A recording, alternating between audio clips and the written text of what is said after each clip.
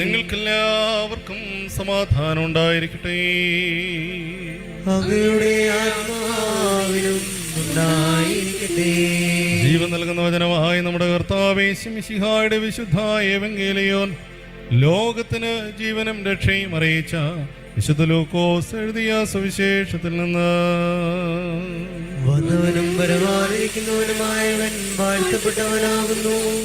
നമ്മുടെ രക്ഷയ്ക്കായി അവനെ അയച്ചവന് സ്തുതികളും നാം എല്ലാവരിലും അവന്റെ അനുഗ്രഹങ്ങളും എന്നേക്കും ഉണ്ടായിരിക്കട്ടെ.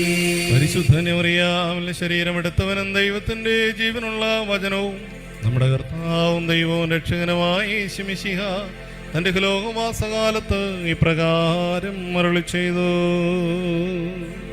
അങ്ങനെ വിശ്വസിച്ച് ഏറ്റുപറയുന്നു. പട്ടണങ്ങളിലും ഗ്രാമങ്ങളിലും പഠിപ്പിച്ചുകൊണ്ട് അവൻ ജെറുസലേമിലേക്ക് യാത്ര ചെയ്യുകയായിരുന്നു. ഒരുവൻ അവനോട് ചോദിച്ചു, കർത്താവേ, രക്ഷ പ്രാപിക്കുന്നവർ ചുരുക്കമാണോ?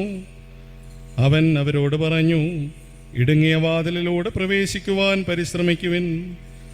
ഞാൻ നിങ്ങളോട് പറയുന്നു, അനേകം പേർ പ്രവേശിക്കാൻ ശ്രമിക്കും, എന്നാൽ അവർക്ക് സാധിക്കുകയില്ല.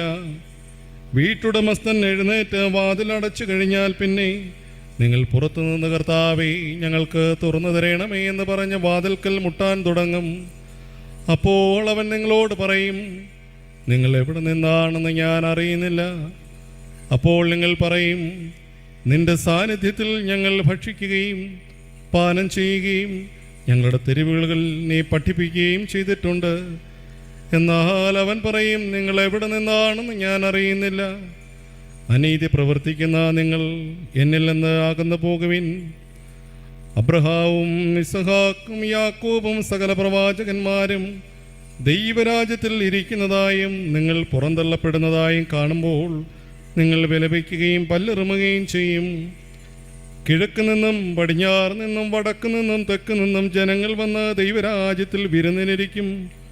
അപ്പോൾ മുൻപന്മാരാകുന്ന പിൻപന്മാരും പിൻപന്മാരാകുന്ന മുൻപന്മാരും ഉണ്ടായിരിക്കും.